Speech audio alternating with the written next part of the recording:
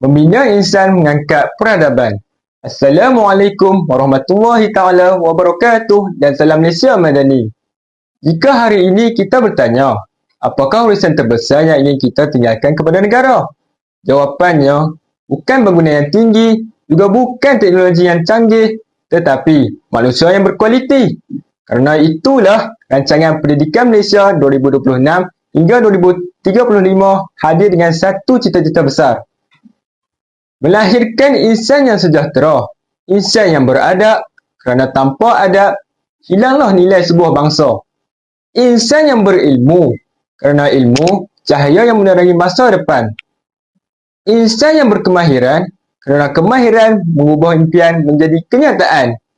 Insan yang berdaya tahan, kerana badai, kehidupan tidak mematahkan semangat mereka. Dan insan yang berkeyakinan, kerana mereka percaya bahawa tiada kejayaan tanpa keberanian untuk mencuba.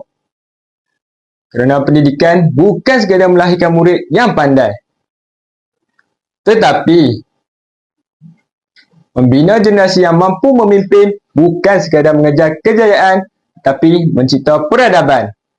Hari ini kita mendidik seorang murid. Esok kita sedang membina sebuah tamadun. Rancangan Pendidikan Malaysia 2026 hingga 2035. Sekian, wabillahi taufiq wal hidayah. Wassalamualaikum warahmatullahi taala wabarakatuh.